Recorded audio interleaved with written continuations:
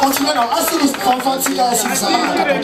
Ça dit comme la 5e génération, après les 25, comparaison pour y avoir fallu autre bête, il fallait ça, mais cette génération là, il y avait déjà eu un peu, parce que ça dit comme il y avait la 5e. S'il vous plaît, il est libre de poser cette question en démocratie. Il a fait ça en félicitation, parce que aussi bien génération la vie n'a pas besoin de kubanga, il y a beaucoup aussi. Ma stratégie ni héritier wa tana mais aujourd'hui pour tomber dans la tiamutambo wana te à comparaison oyo kobanda à partir de 26. Merci frère. Quand il a quelqu'un posé question, il est vraiment très libre de poser sa question. Et il faut que vous compreniez rappeler que Motutu a kokomo na makambo ndenge mona biloti. Quel frère, il y a beaucoup de côté moro et tout moi j'ai compris. J'ai eu à appeler un jour Boutalikas pour lui dire que Nathalie Bino analyse la vidéo et que le lobby qui m'a signé arrêt de mort et carrière parce qu'il a osé que Tchad date à sortir l'album le 18. C'était pas moi, c'était le producteur David Monceau. Mais la même fictive. La Ebissam Boutalikas, tous ans en décembre 2020, on se rappellera. Les autres ont les lots. Mélange mes démons, frère de moi et toi, à micro. Bétato et bétaté. La signé arrêt de mort à carrière en main.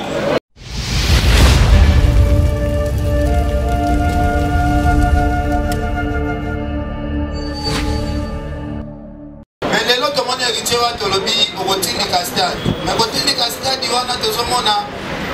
On se compte beaucoup plus dans Wera, JB, Adolphe Dominguez. C'est-à-dire que il y a des alliés. S'il vous plaît, nous allons répondre à l'eau pour continuer. Nous allons compter dans notre côté. Parce que nous avons une question de côté. Les questions de piège. Pour ceux qui sont dans la conférence, nous allons compter dans JB, dans Wera, dans Go est blessé.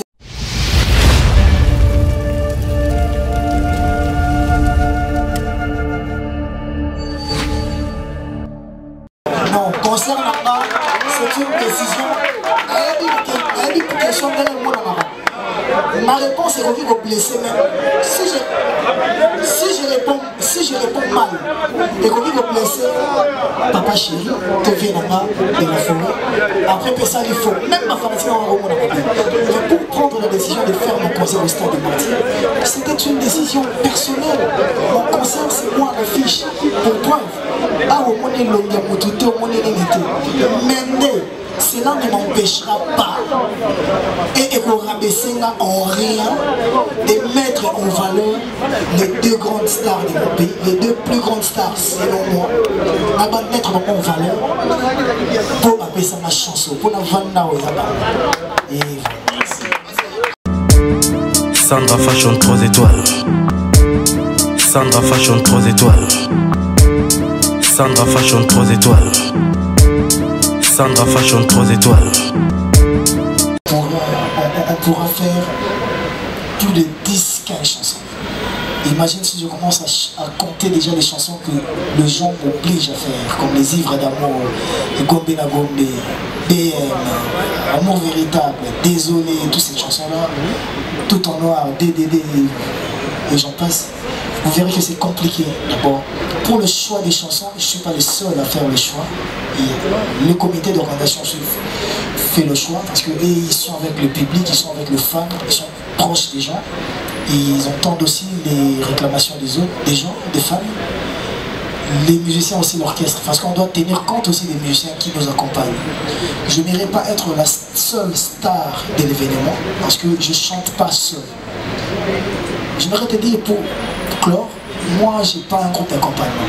Moi j'ai un orchestre comme Wenge BCBG, Vive la musique, Vito comme Maison Mère, comme BCBG. Donc moi quand je chante, il faut aussi que les autres qui m'accompagnent puissent chanter aussi.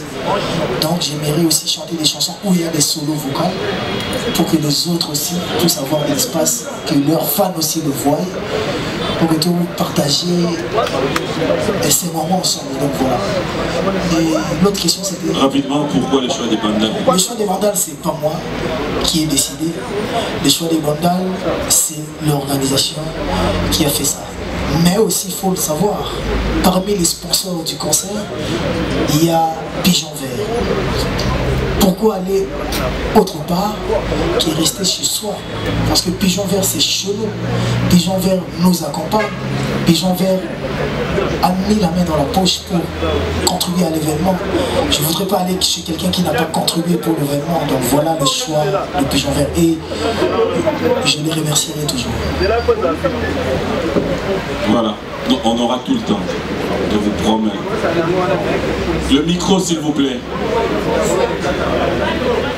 Maman, donne un pas de chauffe.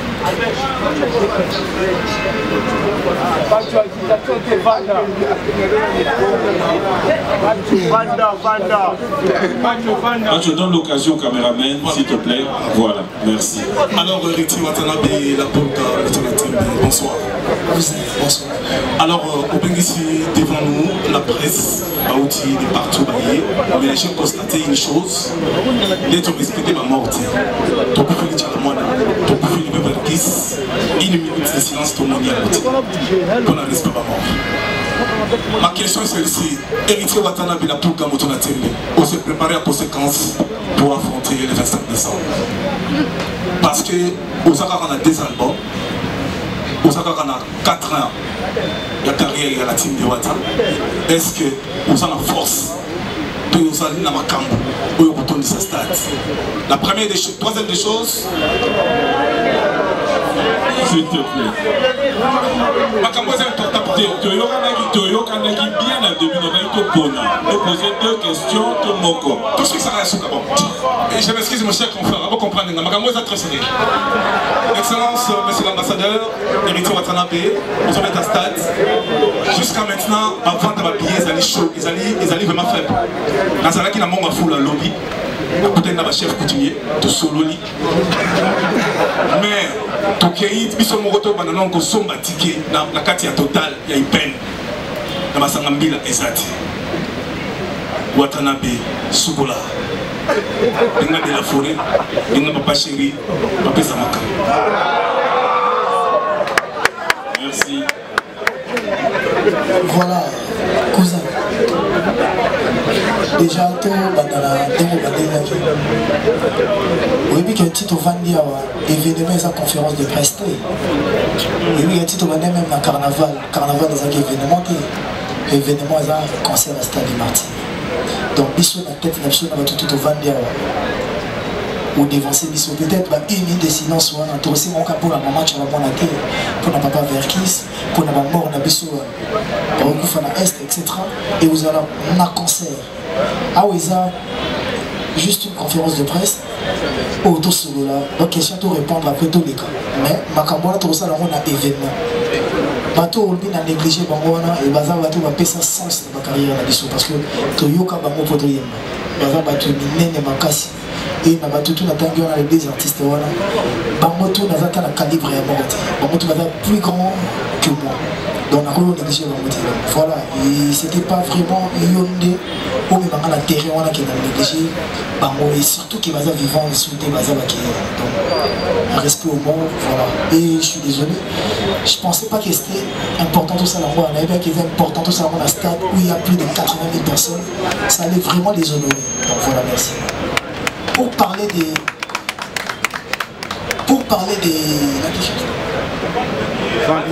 le vent des billets il y a au Kendaki la station il faut aussi que ça c'est pas dans toutes les stations totales des points de vente des salades au moins il y a une station totale où c'est dans la boutique ou à Tekarabiloko la station totale où c'est dans la pont à Tekakaka camion et dans la boutique vous comprenez donc ceux qui ont côté dans la boutique qu'on aura cédé parce que tu as pardon pas billet pour te recevoir billet tu peux faire un pompiste c'est pas leur travail c'est vendre le carburant. Donc les stations totales ont des boutiques la station totale est dans un magasin et sur le Kekuna au recoute avec billet plus que ça net dans la station totale à Lemba il y a 24 mais ça a bien monsieur aussi là sur le KR l'eau on a passé par aussi au recoute à billet Il y a quelque chose à comprendre. Et ngai ils appellent boulot nga penzate na landelaka batekaki biye wapi ezali biye wapi ezati to biye wapi ekotaki biye wapi esilaki. Moi mon rôle, mon travail c'est chanter et danser. Laissez aussi que votre comité d'organisation balandela makambo parce que ceux qui n'ont pas landela makambo nyonso na rolanda makambo instrument na rolanda makambo sécurité na rolanda makambo podium na rolanda makambo lumière na rolanda makambo écran LED dans la publicité panneau pour panneau monsieur ce que vous foutre là monsieur de matate pour raison de retard je peux pas suivre deux livres à la fois un petit peu d'artiste en plus de la comité ceux qui va côté monsieur côté qui va bien zati Ayoki, les gens vont être réveillés, donc nous l'avons dit parce que vous poussez dans ça sur le ménage. Moi je suis prêt pour chanter et danser. On le vit dans Nana Luka, Papa Chéri dans Ouerasson. Papa Chéri dans un orchestre. Ouerasson dans un orchestre. Pas dans un orchestre. Concert où tu as mis des hommes dans un orchestre. Ce qu'il faut bien à Papa Chéri, il faut bien à Ouerasson. Il faut bien à bon pour un concert. Il faut bien à bon pour un bien à bon déjà depuis Kalakala. Dans la banque déjà depuis Kalakala. Concert dans Mayo, Baïbia. Mais le roi de l'Informe m'avait dit une chose avant la machine. Au Lingaki qu'on relevait le défi. Tu l'as fait avec tes albums, tu l'as fait avec tes concerts. Aujourd'hui tu es au stade de martyr, bats-toi. Quand Papo a Botayo artistiquement, à Ebisio Bunda, c'est pas parce qu'il y a un côté là, ou parce qu'il y a un aidé. Non, peut-être parce qu'à ce moment-là que tu es capable de faire quelque chose et que les autres vont prendre juste conscience. Et je pense que ceux qui il faut la scène à aide pas le roi de l'Informe, tout Papa Chéri. Il faut le bon. Ou je pense pas ceux qui font la scène en il faut la bête et toujours bosser pour tout ça, le concert bien, concert et vous allez très très bien. Voilà, ce que moi qui a terrain ça au débat. Le pas bateau baby c'est terrain wana. Na ba baby c'est terrain. Quand ça va se retrouver bazo yemba bazo bi dans la stade. Ils sont tous travailler pour tous les gars. Ça va? Merci beaucoup. On va équilibrer, on va prendre une dame. Toritoni, Gisèle Fouilly. Enfant. Une question s'il vous plaît. Vraiment.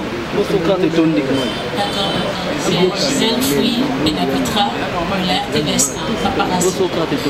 Héritier, je suis fière de toi et content de te retrouver aujourd'hui dans la circonstance. J'ai une question de curiosité. L'Instagram Nayo, il y a quelques jours, tu as mis une vidéo là qui est là-bas où tu disais que comme tu as resté dans le moto, si ça m'a sur la stade. Quelques jours après, on tient affiche, je pense que c'était hier, affiche moi comme on doit salir. Mais Batine Nelly, au second de la page, je me dis c'est que tu as accepté le concept. Aux stade de Mathieu à Bissou, au tient moi au déplacé à moi, au simbe au déplacé stade de Mathieu.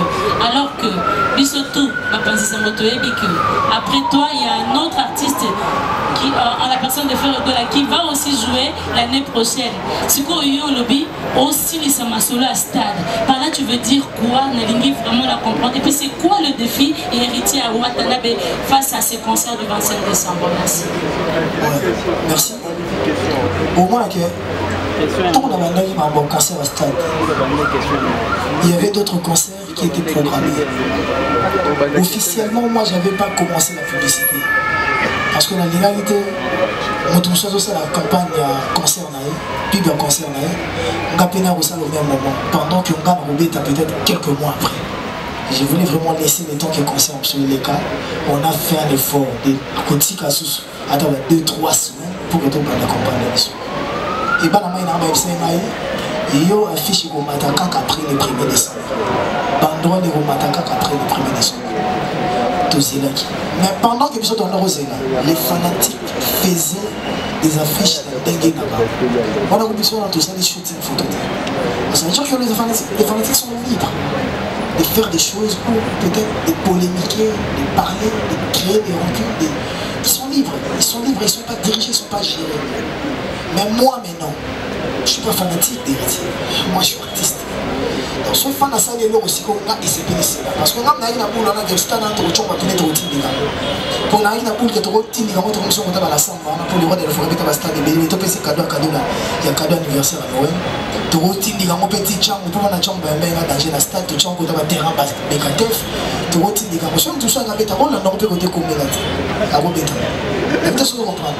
Mais quand on dit que toi aussi ça m'a sur la stade, maman, moi je vends le pain. Pourquoi tu veux que je fasse la publicité des sardines? Je vends le pain. Pourquoi tu veux faire la publicité à spaghetti? Pourquoi je suis où tu as la farine? Non, c'est vrai. Et après, je ne verrai pas aussi beaucoup parler parce qu'on n'a pas beaucoup de temps. Mais s'il faut juste rentrer sur le concert de Wenge Musique à la maison, Wenge Musique à 4x4 de BCDG, ils avaient nulle part dit que Héritier ne prendra pas. C'était une surprise. Bah, laissez-nous la primaire et dire en live le jour J qu'est-ce que ça sera. Donc on ne veut pas tout dévoiler. Je ne sais pas si c'est là. Après il faut voir aussi leur agenda.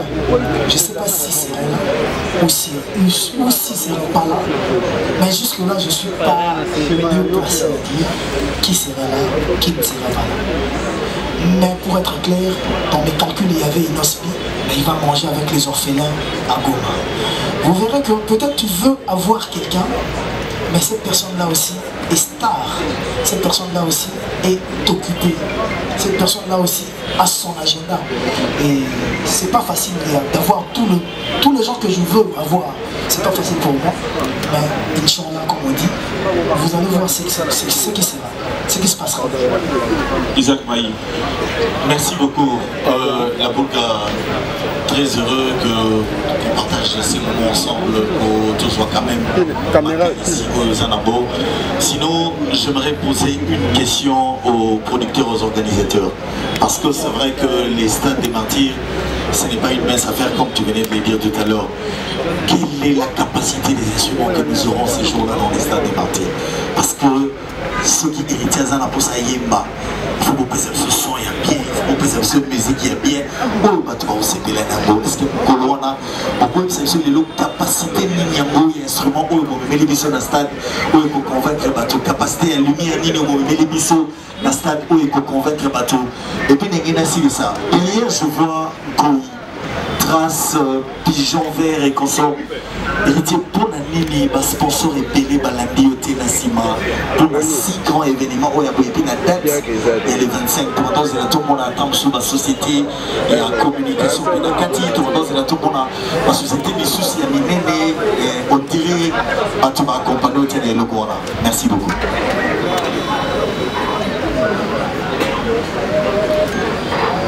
Merci beaucoup. J'aimerais bien parler à Nicolas parce que moi je suis angolais. Alors, notre langue nationale c'est le portugais. Et le portugais, je ne pourrais même pas parler ça, c'est parce que on a connu Kanga vous avez dit. C'est la mieux là, le Balangala. Et il a mis que Mini retourne la question, mais pourquoi producteur Alubia-Zali angolais à Balingala? Province ya Oyo na Botamana Angola, et sa province Oyo Zali et Kangamina, République démocratique du Congo. Et un des mondes à l'Est, la côté Congo, la Swahili, la côté Pémoussous, la Swahili. Il y a beaucoup de meilleure compréhension. On préfère que le Lingala. Mais Lingala, vous comprenez. Isaac Maï, vous posez une question sur la capacité d'un instrument de tir dans le stade de martyrs. Et d'abord, le projet dans le stade de martyrs pour un artiste héritier Watanabe, tu vas dire qu'on a loin là. Tu vas dire dans la chambre parce que Batebele ba okanisa neti héritier Watanabe parce qu'il était au bétal step. Là on a bien ça qu'elle Angola pour mettre double Atlantique. La tournée au petit sport double Atlantique. L'Europe qu'on a ezalaki olympique bakobeta malheureusement oyo elekanaki mais topesi kaka merci na nzambe sikoyo kobeta so nini na Europe kobeta esika moko tokobeta susu nini artiste abike na beta stade Martyr ezali na début de l'année na biso kobeta stade Martyr nga na koaccompagne yo na olinga na produire yo na événement mais nayebaki stade Martyr wana te musicien liboso akoti na stade Martyr c'est héritier watana bato mingi bamona ngo étrange mais c'est la vérité. Première fois na mona stade Martyr eza 2 semaines passées ntango nayaki na kosala visite nayeba nini tokosala awa ntango nakoti na stade Martyr wana sans vous mentir namoni yo moke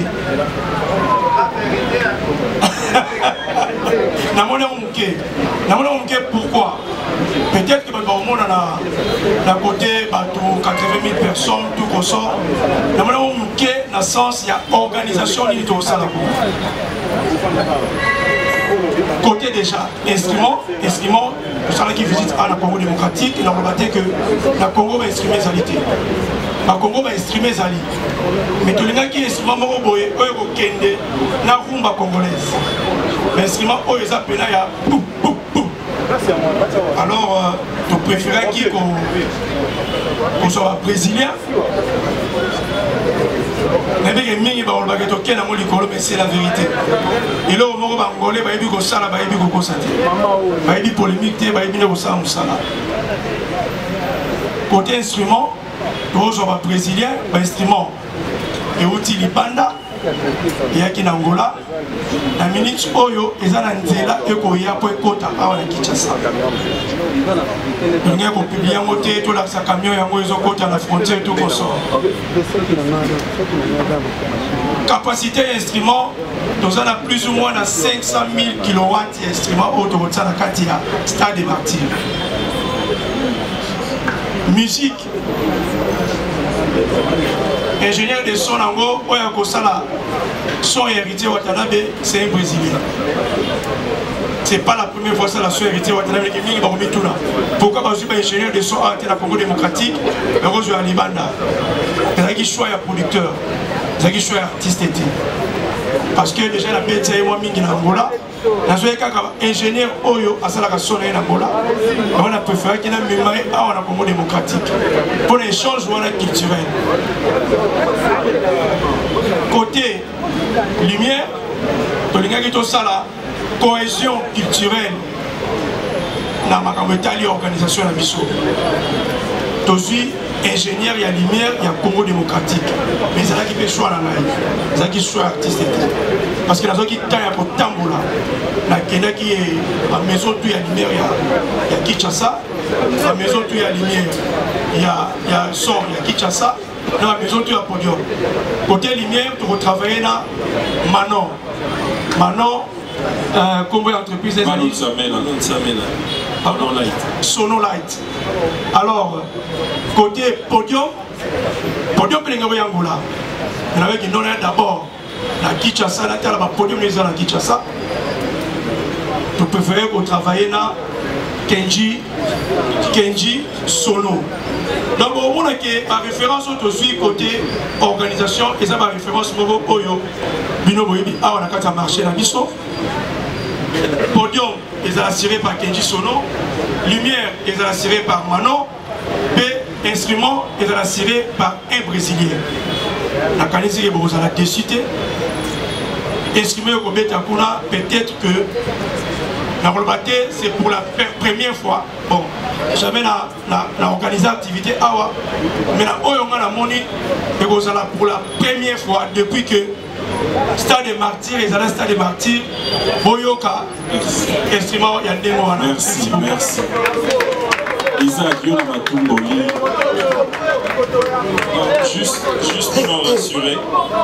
Juste pour nous rassurer, un gestion principal à brésilien, mais il y a un ingé son aussi congolais, Alex Mayongo Batebele Baebi, qui va l'assister. Donc pour nous rassurer, au Nyosu, Bazanet Ibiso, Balinipé qui va congolais, Bazala associé à un projet de mission. Ah ouais, parce que ingénieur Kim a eu terrain bien, a eu des complications dans le côté de la mort. Autour de la question, on va vite fait. Sur les sponsors. Après, quand vous parlez des grands sponsors, je ne sais pas si la Bra Congo a Zamouké, je ne sais pas si Total a Zamouké, je ne sais pas si Trace a Zamouké, je ne sais pas ceux qui obstiné. Alors, obstiné SRL, groupe Chilamouina. Et habité par sponsor aux Oloba. Où est mon nom tous à la banque. Dommage tous à la banque. Où est Miki Wana. Jusque-là, tous à la banque. Là, nous tous angi instrumenté. Nous tous angi lumière. Nous tous à la nyongo moutoute. Où est ce Senga qui comme budget. Bas sponsor Wana. Baché. De ma sponsor à Minene. Par concert Royal. Après. Basi na concert wana bas sponsoriser ngo oya Mickey na biso basali grand boulot nyonso to senga bango basali parce que la Bra Congo les lots na habité soki qui vont plus que la Bra Congo. La Bra Congo encore, la Bra Congo à la Skol, la Bra Congo à Tembo, la Bra Congo à Castel, la Bra Congo à le Kofi, la Bra Congo. Donc j'ai dit merci encore qui est pour moi dans l'événement la salle le plus grand des sponsors et merci. Et après peut-être y habiter. Alors mon son moi na soso a vimbi na nzongo c'est que mais peut-être moi j'ai eu la chance d'avoir des amis riches. Donc maintenant tu vas triquer parce que photo est bon qui monte ma bébé dans la société autant la non comme il est à Mina Intel tu as pas signé la banque protocole d'accord mais il y a triqué concerné aux Alamoboulou, il y a trop de choses qu'on ne peut pas dire. Parce que si tu veux que je te cite même les noms, je peux me citer après au climat polémique, mais je ne suis pas venu ici pour ça. Il ne représente aussi rien tant que mon organisation est très bien faite. Donc, merci aux sponsors qui m'ont accompagné et merci aux partenaires qui sont là. Merci à l'organisation et aux producteurs. Moi, il me suffit. Un tien vaut mieux que deux, tu l'auras. Merci. Le micro, Charles. Excusez-moi, pardon. Je promets que tout le monde va poser sa question. Oui, il a posé une question pour Merci, PM. Je réponds au nom de Charlène Mouikana pour les comptes de la RTVS 1. Je suis là, l'artiste. Voilà, donc je pose ma question à l'artiste. Héritier Watanabe. Je crois que tout le monde sait jusque-là que l'artiste va se produire ce 25 décembre au Stade de Martyrs. Alors, ma question est celle-ci. L'artiste, je ne sais pas le terme que vous employez, mais ni les autres là où ils ont ça que motiver la population parce que c'est vrai que il concerne les avantages. Mais le problème est ça qu'il y a beaucoup de pour que il y a un Stade de Martyrs. C'est là où ça pose problème. Parce que la population va que artiste au bêta, parce que même billet. Maintenant, parce motivation ou il y a un Stade de Martyrs. Vu que même sous peut-être il y a eu des problèmes, il y a eu des morts, parce que mes parents vont quand il a porte, mais de ton côté, ni nous sommes là pour que Batouana assurance, ni nous fait pour que Balonanda Bayatina Stade de Martyrs. Donc c'était un peu ça ma réponse qui passe. Merci. Bonjour. Oui, motivation est zéro pour venir à la conférence de presse. Ils ont même motivation aux gens pour la Royaume. Imagine que ma billet dans la station aussi. Donc ça veut dire que motivation est ceux qui ont l'année bien. Hier j'étais à une répétition à Kitambo. Les gens qui achètent des billets jusque là. Pour Tchali Robin Azatena, Christian Champagne, l'invitation de Tchali. Il fallait que Tchali ait une facture et une bonne sur un billet. Jusque là, la majorité des gens qui ont acheté des billets, ils ont 100 billets, 20 billets, 50 billets, 1000 billets. Eric Mandala a acheté 5000 billets sans VIP. Ceux dans le temps, il y a ils ont acheté des 1000 billets. Il y a le président William du Conseil national de la jeunesse qui a acheté 1000 billets. Parce que ma société, ils achètent pour leurs travailleurs, pour leurs familles. Sans compter la station. Vous comprenez que les gens sont motivés. Concernant les gars qui, s'il y a eu des problèmes, nous sommes photos de ça. Je crois bien que Motouma Roteton va l'encarner à un concert à Goli, mais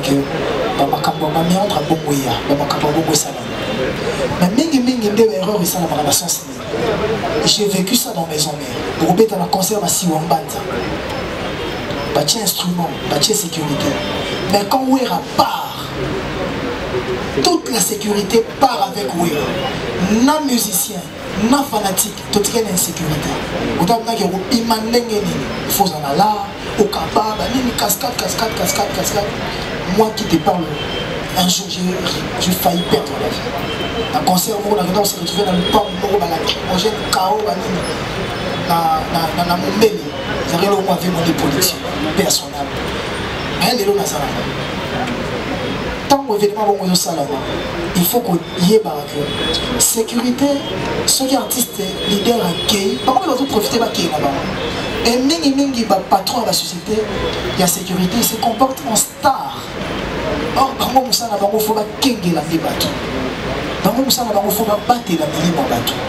Bon, on va jouer pour sécuriser le bateau. La sécurité, ils sont payés pour l'avant-événement, pendant l'événement et l'après-événement. Donc là, on a quitté le podium pour la kende. Après, si on bateau va rebimisa, mais tiki bateau pour canaliser la sortie. Hier, j'ai eu la chance de parler avec Papa Silvano, notre général Kassomo. Il m'a parlé de ça aussi. Et Barossa a effort déjà. La porte, millions sur le stade des martyrs, ils sont ouverts. Et Barossa a fait que l'ingé va accompagner bateau, la cocota. À sécuriser bateau pendant les concerts. Parce que pendant les concerts.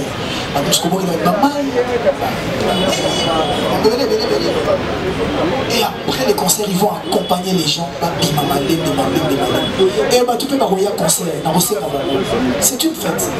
Concert, tu peux pas besoin de Noël, tu peux fêter en famille. Oui, et les orphelins et les chèques, ils vont fêter avec quelle famille? Leur famille. C'est nous, c'est toi, moi, eux. C'est nous, on va fêter avec eux. Par exemple, en 2500, on va reçu papier là-bas. Stade, on a fait un kangi porte, les gens ont fait un peu de bakota, bakota, bakota, tout macho qui dit bakota. Donc, ils ont joué à Noël, ils ont la fête. Ma parent, ils ont moi hier, ils ont l'équipe, l'équipe, ils ont conscientiser Karabato, que va se comporter bien. Parce que ceux qui ont un koufi, mettent la tête, c'est la qui n'a pas. Et après, la Bible nous dit, attachez vos batelés, ceux qui prêtent, le grand prêtre, notre Dieu, a battu l'été, notre bateau va se battre là, on va. Le protecteur, le gardien par excellence, notre Dieu sera avec nous. Je vous dirais une confidence. Le carnaval de Salagi, le carnaval de Salami Salami. Zoma n'a pas l'état de carnaval, au moins un nombre de bateaux, après vous comprendre. Mais dans le carnaval, je ne dirais pas qu'il n'y ait pas eu de dégâts, la voiture est boucanaki. Mais il n'y a eu aucun mort. Pourquoi il n'y a aucun mort? Parce que moi, en quittant Djobour, en rentrant ici au Congo, j'avais fait un vœu à mon Dieu. J'ai dit, mon Dieu, je ne vais pas boire pendant le mois de décembre. Je ne ferai rien au mois de décembre. Oui, alors là, vécu dans la tous les jours. Et le vie dans la tous les jours. Pour, là, c'est sacrifié pendant eux. Je veux que l'événement n'a pas deux au salon. J'étais devant et j'étais sur 24. La voiture est toute année dans la moto. Un ami est venu me dire qu'il y a eu 4 morts. Dans le point de vue, si on a eu ce bateau, on a un accident, dans le tout, on est vivant. Dans le tout, on est en bonne santé, tout ça, on a une répétition. Donc parce que si on veut dans le il y a une débat Merci. Ok, Fanfan, tu vas vraiment m'aider. Je vais te poser la question, Moko. on va prendre le temps. On va prendre...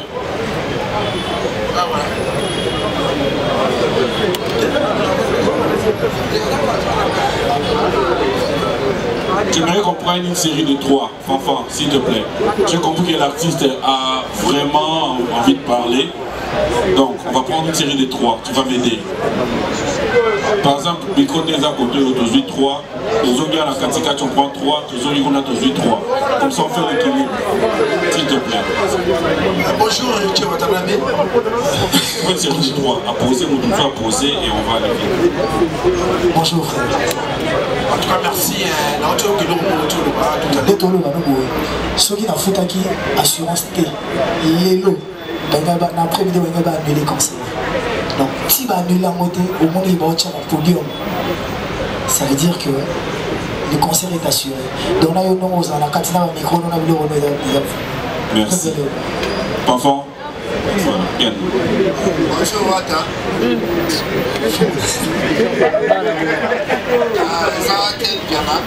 C'est une question, Zali. Osera la question, Moko, s'il te plaît. Question à Moko, mais ça n'a pas voulu. T. Moko. Question à Maïsa Bouli. Héritier Wata, Bayaya na père na bino ya 4e génération, parce que Mesiraka, na stade de Martin, tout le monde a réagi à Beta Stade, ça après, il y a Papa Wemba ou Kofi Olomide, na Simanae, tout le monde y peut, Ranson, à Beta Stade de Martin, sans appui, il n'y a pas peur. Mais les autres, tout le monde est héritier de Tolobi, au Rotin de Castade. Mais Rotin de Castade, il y a deux hommes. On se compte beaucoup plus dans Wera, JB, Adolphe Dominguez. C'est-à-dire que, c'est-à-dire les deux alliés. S'il vous plaît, nous allons répondre à l'eau pour continuer. Nous allons compter dans notre côté. Parce que nous avons une question de côté. Les questions de piège. Pour ceux qui ont la conférence, nous allons compter la JBT, la Wera. Bango est blessé, Bango. Peut-être que nous allons soutenir la CC, on va soutenir Mati. Non, concernant ça, c'est une décision. Ma réponse est revenue au blessé même.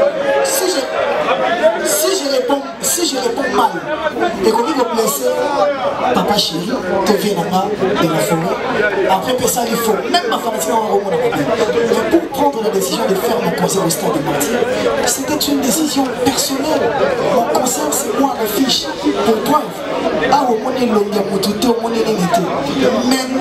Cela ne m'empêchera pas et qu'on rabaisser en rien de mettre en valeur les 2 grandes stars de mon pays, les 2 plus grandes stars selon moi, à mettre en valeur pour appeler ça ma chanson, pour la vendre aux abat. Et continuez dans Assis Fanfanti, Assis Samara. Assis comme 5e génération, après les 25. Comparaison pour Yako Fallait au Tchopeta, Fallait à sa mission de chaque génération. Il y a 20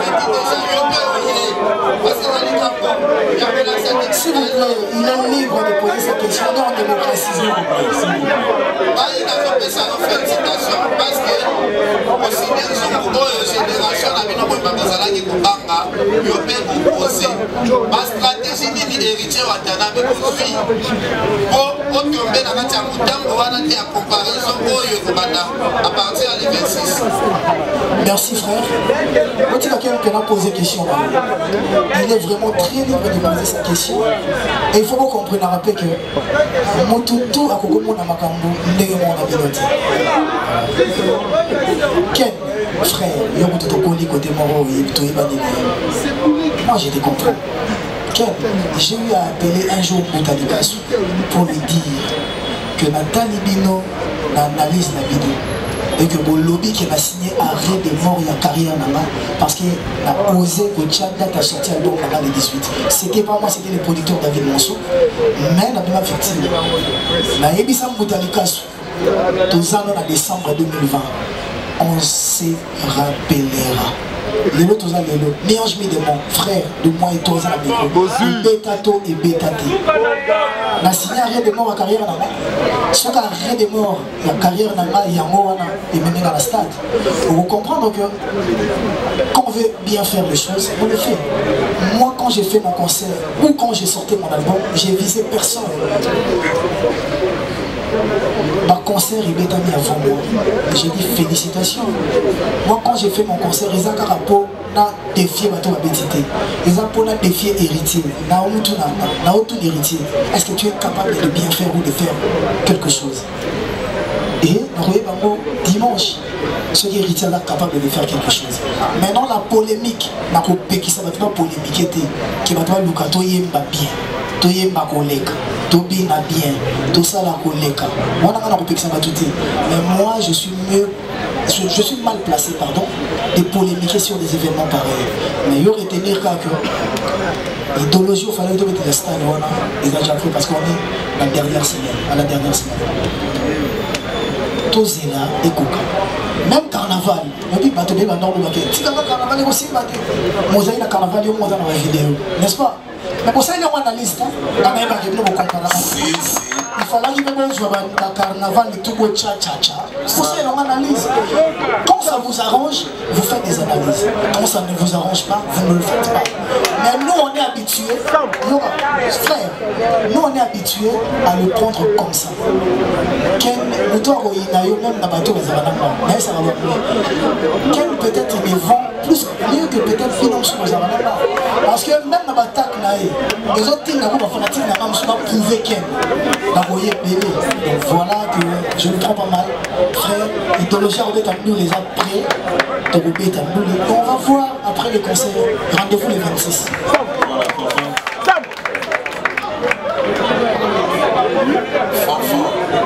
C'est très important, Fanfa. Fanfa awa toyeli wata yote. Alors, bonjour président. Président, avant toute la question. S'il te plaît, on est vraiment préparé. Si, je sais. Oui, s'il te plaît. Tout le monde a eu le temps. Non. On va pas commencer à discuter. Ok, c'est bon. J'aimerais vraiment. Ok. Tout le monde awa. Album de Bimara le 18 décembre. Boutanika Soyo Benaka. Alobara qui au ciné arrête de prendre.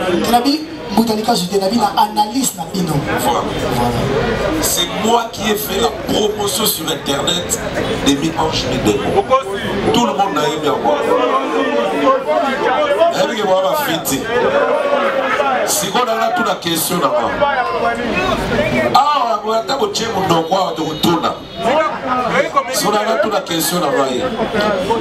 Le président, stade de mentir n'a déjà c'est ça les plein. Parce que promotion est à malade, stratégie est à malade. La maison de production et vous l'artiste. Vous s'arrangez dès après concert ou pendant les concerts, vous kili mobima et vivre live na yo. Nabandeli. Maison de production. Na yo moko staff na yo artiste. Vous s'arrangez comment? Pendant les concerts ou après les concerts, ou qui va s'attendre à la concert ou pas vivre l'événement en live. Soit parce que le concert est belé bétami et l'équipe kakaboé, tout le monde une version propre dans le côté. Est-ce que vous arrangez ou qui va vivre live dans le version propre dans le après l'événement, tout comment? Parce que l'eau qui tu les as pas battus. C'est ça ma question. Merci beaucoup. Merci Mouta. Déjà, l'événement, tu as la trace. Une grande chaîne, vous avez la visibilité mondiale. Et je pense que vous allez bien. Et après, pour les images, Fanfan, pour les images, il y a... Bon, il y a trace, on a une équipe qui travaille. Il y a une équipe aussi. On s'est allé live sur le net, parce que peut-être qu'à Tony par rapport il y en a. Nous avons une équipe, il y a captation de l'événement. Donc tu reçois son, la qualité. C'est pas pour rien que le producteur aïe n'a pas matos, il a jeté. Tu reçois son. Ceux qui inquiètent, ils ont à côté, on a l'ongola et en haut parce que tu as à disposition. Nous avons en live sur le net et après, nous avons après événement parce que stratégie de la vie sur le travail, ils ont avant pendant et après. Et ce, dans tous les aspects organisationnels. On a encore le banaro, ça va détailler sur le test, sinon on dirait, tu peux s'y promesse sur Zoloba. Nous, on préfère que Babaya le 25, à suivre un billet dans Bango, à s'installer dans la VIP, à Yeawa, la pigeon vert, à suivre un billet dans Bango, à la VIP, tout est à la grande public, à qui la station totale, Bisso Nabino Togotal, si Matobet à l'Isolo le 26. Et dans le topo ça n'a pété. Ils ont un site sur la machine et brouillaka, la fréquence. Même la stade, on n'a presque pas de connexion. Oui, tu as même l'aéroport, tu as un drone. Mais drone, ils ont jamais les couleurs à 1 mètre. Parce que au bombardement, ils sont à l'aéroport en Chine. Donc, drone sur comme armée. Donc, par contre, il y a un drone militaire. Donc, il y a un stade et l'aéroport, la voie du peuple, et il y a une bombe explosée. Donc, par contre, on va éviter. Si on voit ça dans live dans le stade, vous allez compliqué pour l'État que l'on a connexion à la rater. Connexion à la compliqué. Après, on peut pas faire autrement. Fanfan.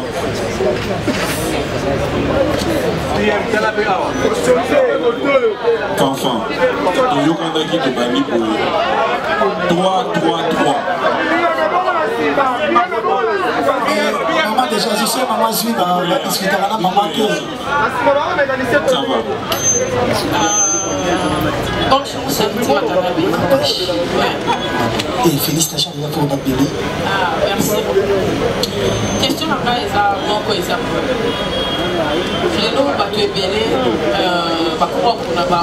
S'il vous plaît, pardon. Mais mini baraté que attitude ya mutu et puis motema ya mutu joue un rôle dans l'événement songolo pakala. Est-ce que tu as tanabe à éviter ba sous autour de sa stade wala kaka pona motema na ye et non pour la carrière des albums nyonso wana ba kebele ba ya nanu pona héritier Watanabe yé moko ndinga sola bien. Et puis na bato wana nyonso ba osala le promotion parce que bato tout sa stade wana ezala bato ba ya na orchestre wana ezala bato ba orchestre mususu nde ezala kaka. Et donc il y a des bateaux nyonso wana ba Olanda non musique qui est héritier donc héritier Watanabe mais la personne d'héritier Watanabe. Voilà. Je sais pas partout dans le monde où ça fait qui héritier la lingaro pour na mutu ko ba yisa na yo boy. Na lingaro pour mutu ko boy esalela ngaka esalela na kutana ba bolamu ebele. Et je pense que ce qui me concerne dans le lot, où il y a dimanche aussi, il y a des tout le monde va soutenir là, va soutenir pour les artistes, pour les moto. Et après, bah, on a mis le bien dans le ceux qui n'ont pas boyété, ceux qui n'ont pas boyé, ceux qui n'ont pas boyé, mais en réalité, bateau ba yebinga ba wi quel mpianaza parmi bateau ba koko lekate so na chef un esprit wenge na chef un esprit ngo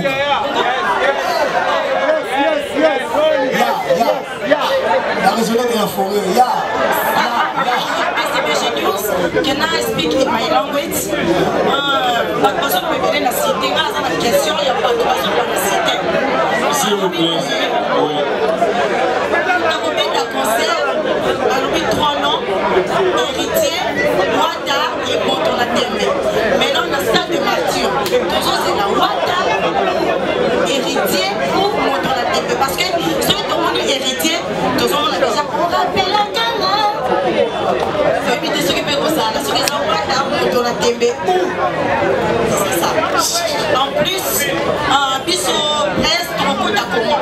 Parce que tout le monde est un musicien ou pas petit dans le stade. Ça fout une bombe pour la recota. Maintenant, respect après ces années. Tu évites ce qu'on compte à comment. Tu confonds à un moment ou organisation pour que vous allez prendre la personne. C'est ça ma question. Merci. Alors s'il vous plaît, je voudrais vraiment demander à ce que on va faire vite, on prend. Tu as encore le temps? Moi je pense que. Okay. Déjà, thank you sister. I'm so happy for your question. but I don't speak English. I understand little, I don't speak English.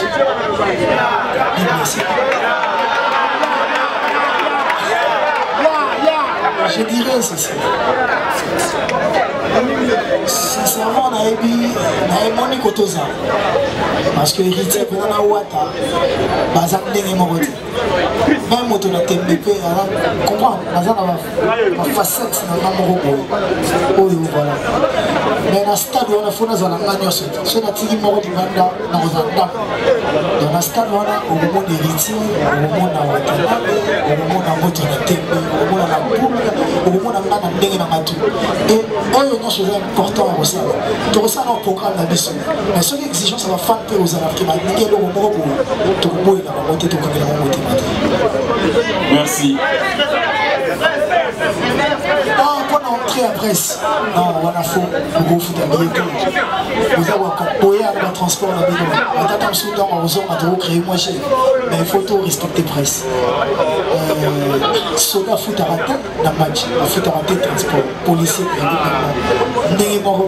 journaliste à foot à concert. On va faire un effort parce que bon, ça va faciliter pour vous. Au moins, on oublie dans le concert, les journalistes sont foot. Soit dit, tu sais que dans le concert, les journalistes tout et vous allez critiquer que comment ils ont fait les journalistes dans la cascade pour couvrir l'eau. Donc, artiste, invitation dans le sens où pour valoriser peut-être concert dans la critiquer dans la Congolais. Ma PC a critiqué, son PC a critiqué, son PC a maximalisé, il faut tout aller juste le milieu, mais je pense qu'on trouvera une bonne solution. Le micro. Bonjour. Moi c'est Kimaka RDC. Je représente CMCT Beauté Souris Magazine Musique Zag. En fait, Nazena Bouende, je suis vite revenu juste pour la conférence depuis pour les concerts. J'ai une question pour décharger à la sécurité.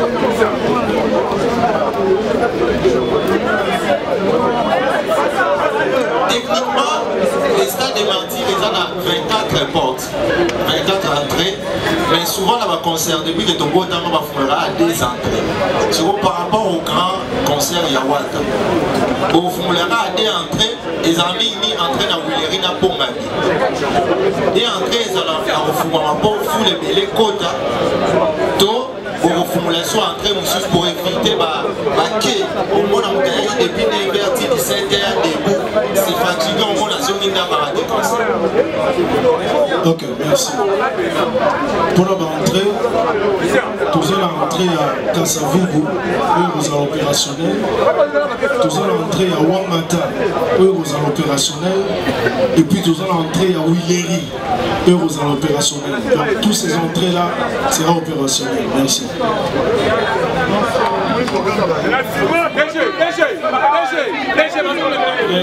Le micro est là autant.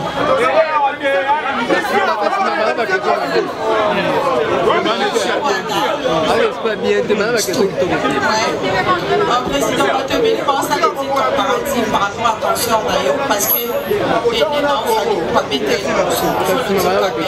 on a quitté la bandée on te met pas ça la discussion bateau pour qu'on le bat peut-être aussi comparer la famille parce que date nous les après héritier ils sont aux allées dans après fiki un petit conscient d'ailleurs le PC ils sont déjà sur le chemin de la gloire pour les albums de 2023 est-ce que héritier il y a moyen qui de gens mettent à conscient il y a stade de partir première question et deuxième question idée où t'as qui quand pour pas dater qui n'est mon camp merci RTGA.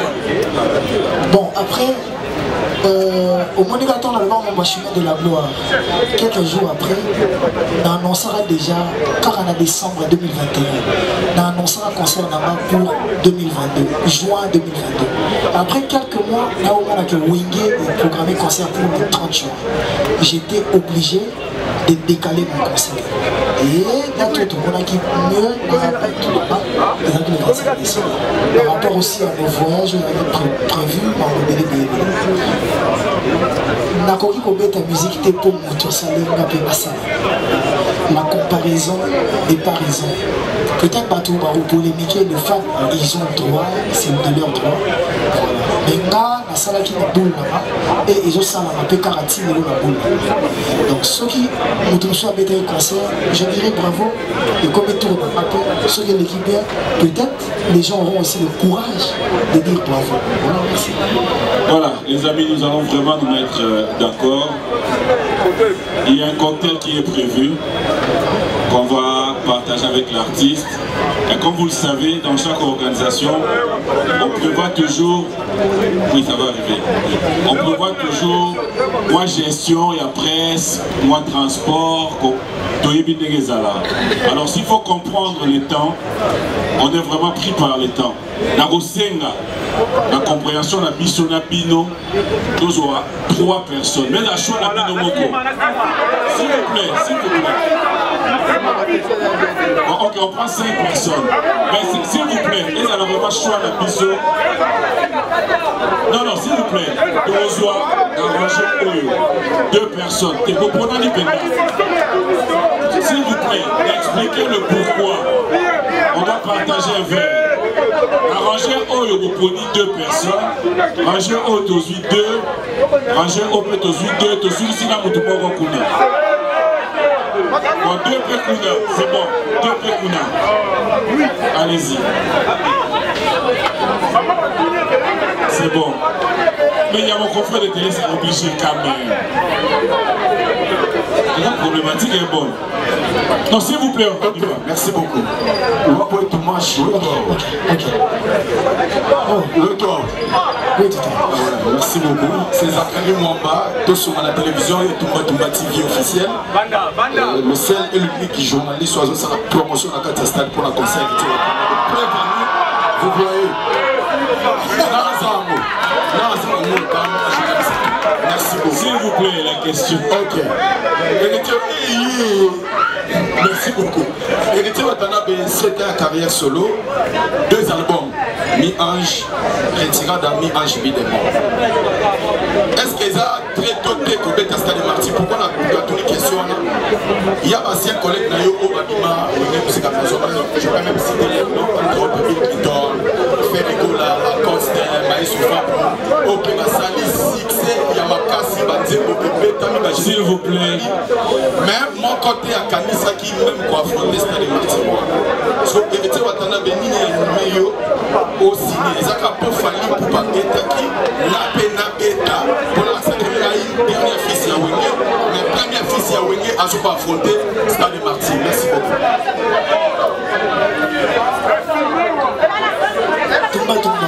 S'il vous plaît. Oui, les gars, on va vous citer sur le temps. S'il vous plaît, s'il vous plaît.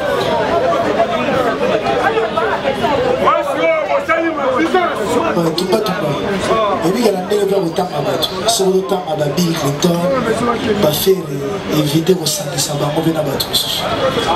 Tika battu, on va tremper là-bas. Autant qu'il va faire Bill, Lacoste, on mélange là.